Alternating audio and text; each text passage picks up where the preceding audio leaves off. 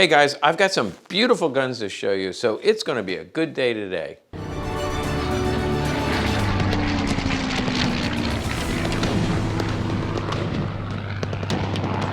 So I got a group of guns, actually most of these, not all of them, most of these came from a collector named David, and he's kind of an eclectic collector, which means he does a little bit of everything. Now, watching this show, you not only learn about collecting, but you also improve your vocabulary, because I use a lot of big words, and a lot of people find it to be lugubrious.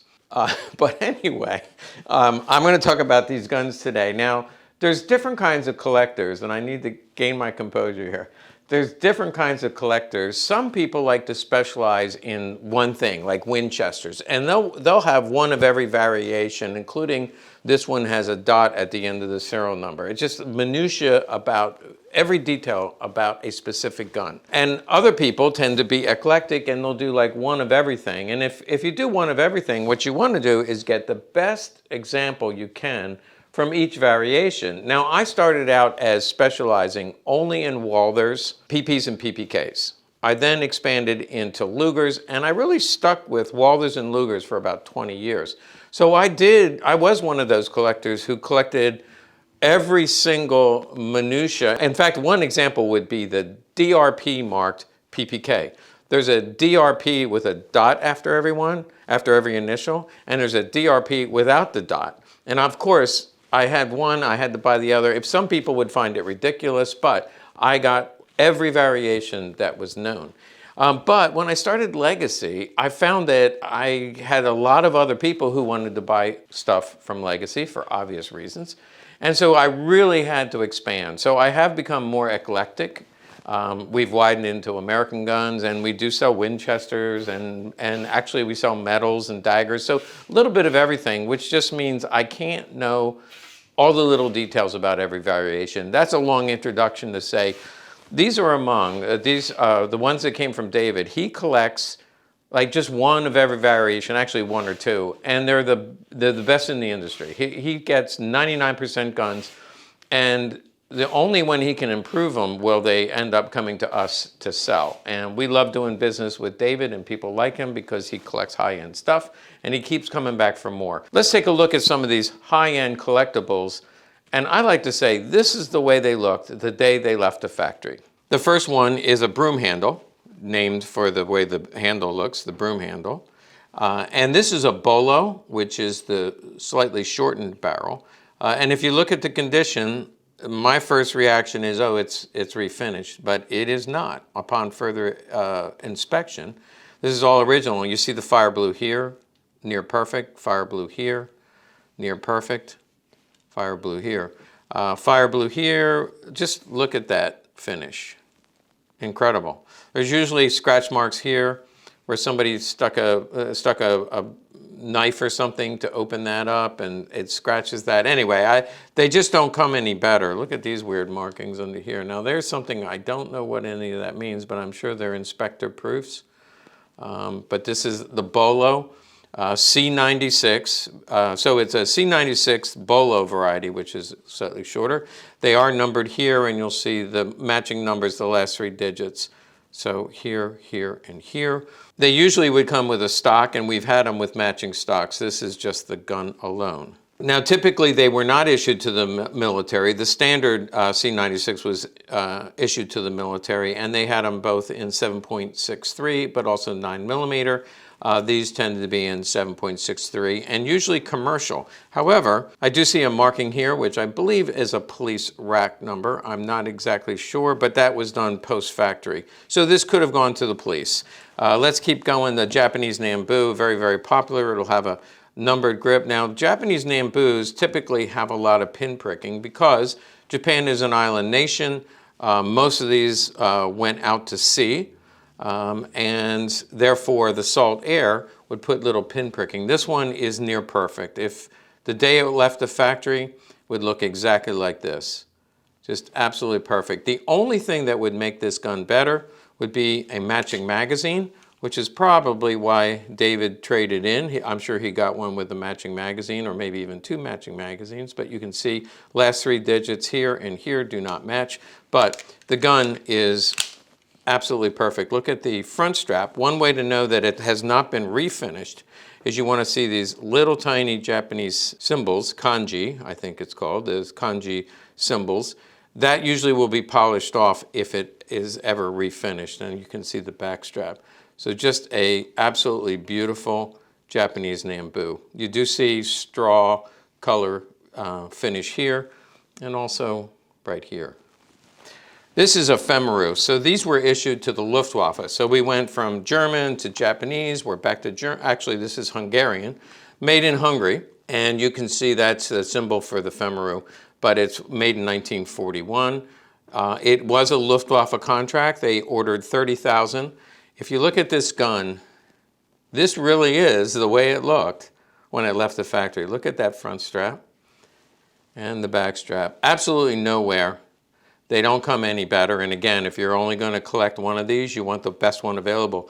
The two varieties that are available, and I have both the JHV 41 and then 43, because there was a contract for 30,000 in 41, and then they made 30,000 more in 43. Generally, these went to pilots because they're small enough to fit nicely on your belt and fit into the cockpit. This has a matching magazine. If Randy can get that shot, you can see I like to say it's in the crotch. The numbering is right there in the crotch, the finger extension on the bottom of the mag. There's probably a more polite way to say that, but I'll have to ask my mother. Next, we have a huge investment gun. In fact, it's on our rotator right now. This is an American Eagle, model 1902. So it has the dish toggle. You can see the straw finish here. Just a little bit of wear where somebody put their finger right in the trigger. But you can see it's not even, maybe it's 99%. I was going to say it's 100%. Absolutely beautiful.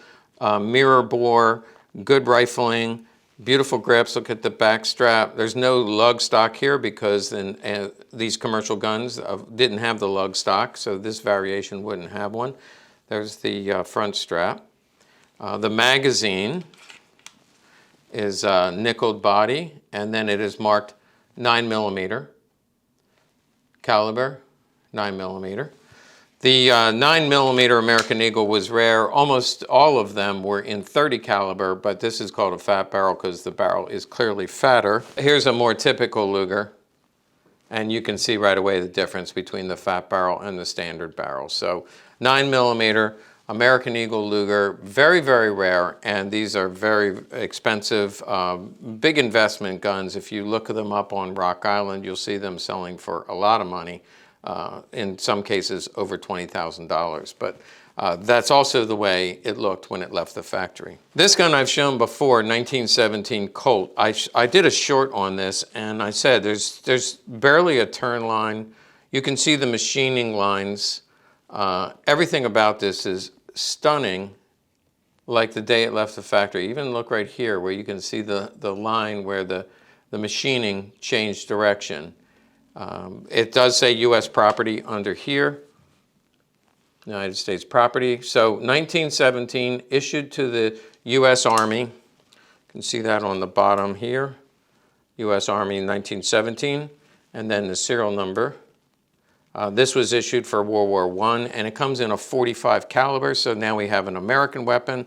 There's the Stallion, and there's the inspector proof right there. I believe that inspection is a GHS, and you'll also find that on the same year, 1911 Colt. We are going to look at a 1911 Colt. There, look at the machining here versus here, the transition. You can just see this was all original, beautiful condition, and this is a high polish hammer. But this one will go to a lucky collector and impossible to upgrade. Next, from this same collection, we have a Party Leader PPK. Now this is already sold. Believe it or not, this came from David. He sent it in, and I was getting ready to do the video today, and somebody called and said, I'm looking for a mint condition Party Leader PPK. So I said, well, we have one. We sent him some pictures, and before I even got a chance to do the video, it sold. So don't call and say, I'll take the Party Leader. It's sold. You can see the crown and proofs. If I have my glove off, and I rub across there, I can feel the raised metal. So I know this was never polished down and reapplied. This is all original. So just a beautiful blue, high polished blue. The only wear right here where the slide rolls back, and then you can see the other side. Somebody put a little filler in there, but other than that, it's exactly the way it looked when it left the factory. There's the front strap. Here is the magazine, also near perfect.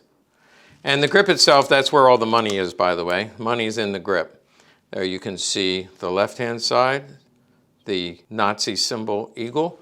And the these are considered honor weapons because as a party member, you had to become a leader of a group, and your supervisor had to recommend you to get the grip.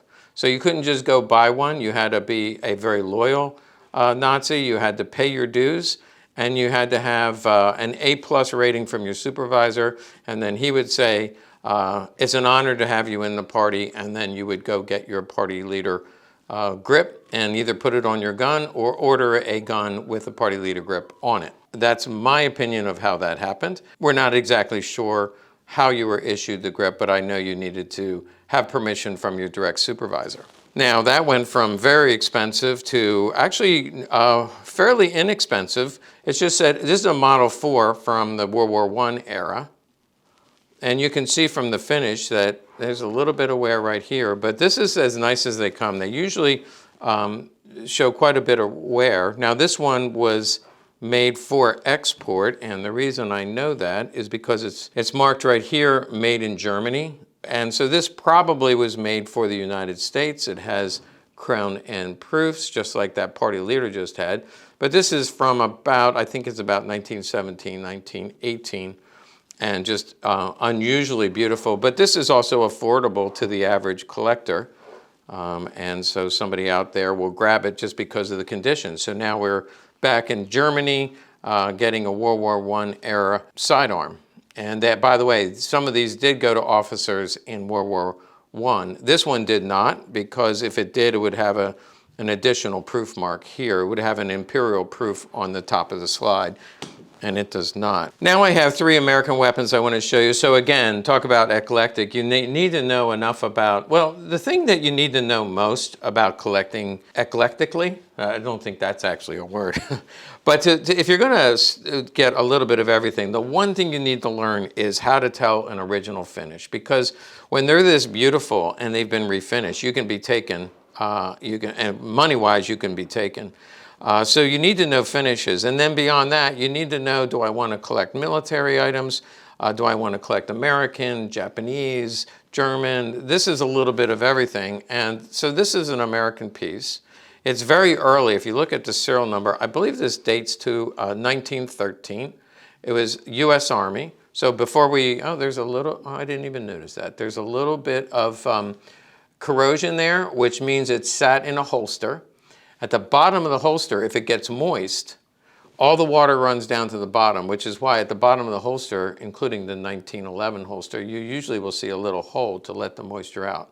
But that holster did not dry out, and so even though this is absolutely gorgeous, this has some patina. You see the brown in it, and this has some patina. But this is from 1913, so pre-World War I. Just a beautiful gun. It has the wooden grips with the diamonds, and it also has the magazine with the lanyard loop and dual tone. So you see the dual tone lanyard loop. That's the early magazine. And also this has an early slide. You'll notice that the patent date goes up to 1911, but in most of them, in fact, in 1913, it would have 1911, but in 1914, it's going to add the patent from August of 1913. So they updated the patent, and you can see here 1911 and 1913, and from then on, latter part of 1913 into 1914, they have a different slide. And so this one is the early slide with the 1911 date. That means a lot to some people. There's the inspector proof.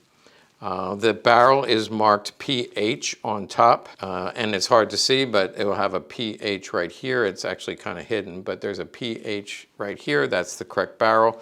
and the wooden grips. Now let's compare that to this one, also beautiful, but this you don't really see machine marks, and here you do see machine marks. It still has a nice blued finish. There's the inspector proof. It has wooden grips, but you can see that World War I era and before it has the wooden grips with the diamond shape.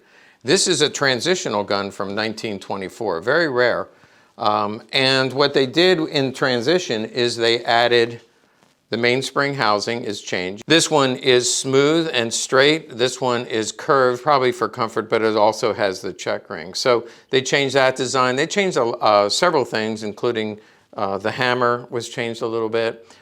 Different parts of the gun were changed. And in this case, the grips went to a wood grip. Now this one you can see there's nowhere here, and you don't have that corrosion here. But this is from 1924. It's a very rare transitional. And then when there's the magazine, no longer a two-tone.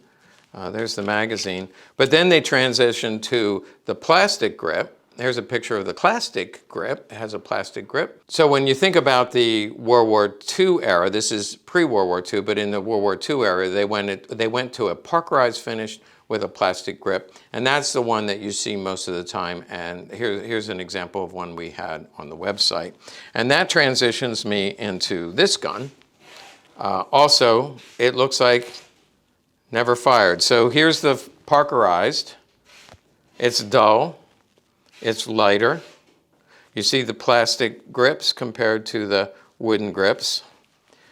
This one also has the mainspring housing is bumped out, but it has a different back. And this is a Colt 22 Ace. Now this was used for target practice by the military. You can see a cartouche right here, or just a little part of a cartouche, which says it went to the military. It also has the inspector-proof JSB, which he only inspected for a short period of time in 1945. So this is from 1945. It is in mint condition, no wear at all. It's 22 caliber, and it was used for shooting competitions. It was also used for target practice by the military. The Navy ordered quite a few. And so because it was cheaper to practice on this is what they practiced on. 1945, almost no wear, like brand new. And this came with it, came from this collection. Right here we have a belt buckle. I'm keeping them together. It just came with the collection, but it says 4th Army matches, 1953, so after the war, and then it says 4th place. So whoever brought this buckle back, they were in this competition. I'm sure they shot this pistol or a pistol like this. These came together, and we're going to keep them together, but that's pretty cool. So they were in a match in 1943. The gun was made in 1945. It's in mint condition. Now I have one more American-made weapon that I want to show you. Very different than all of these. Okay, talk about eclectic. Finally, I have an M1 carbine, which, by the way, I did buy one of these very early on. My first time I bought an M1 carbine, I was in college. That's when I bought my first Luger as well. And I remember I took it out. I was in Florida at the time. I went out into the Everglades, and we found a dead pig. And we blew the heck out of that dead pig. Had a lot of fun with this, but has a 15-round magazine. This one, if you look at it, if you know M1 carbines, this is unused condition. There's no marks on here. You can see the finish is like a parkerized finish, where this is a blued finish. You see the flip sight, and some of you will know what this means, but there's no stake marks. There's no little dots. You see that little dot there? That's a hardening test, so they test it to make sure the metal is hardened properly. And the stake marks would be if they ever had the adjustable sight, which would be later. In order to remove that, they would have to make stake marks in it. And this does not have the stake marks. And in fact, it has a little bit of fire blue in there, which just means this is all original configuration. This is from 1944. This is Underwood. And this B means it's a Singer barrel. You just have to buy a book about this to learn it all. But Singer barrel, immaculate condition. And we come down to this end of the barrel. You see the P, flaming bomb, and then Underwood. But if you look at the riveting on there, you can see the lines where that was milled out. Absolutely perfect. And you know a Bayo lug was never on there because there's no sign of any kind of scratching, or there's no interruption in those lines. So this is all original configuration. Absolutely beautiful. Probably the way it looked when it left the factory. I haven't gotten to the wood yet, but in order to do that, let me take this strap off. It's got a nice strap. Let's just pull that off. Very easy. When I do the German weapons, they take a strap off. It takes me a half an hour. I'm going to get rid of the magazine. It is underwood. So this whole gun has underwood parts, except they did get Singer barrels. And if we look at the cartouche here, absolutely perfect. This wood was never sanded. It's not dinged at all, never went to war. It also has the inspector proof. It also has the underwood proof here, PU, that means it smelled. So it's got the PU, look at that wood, absolutely perfect.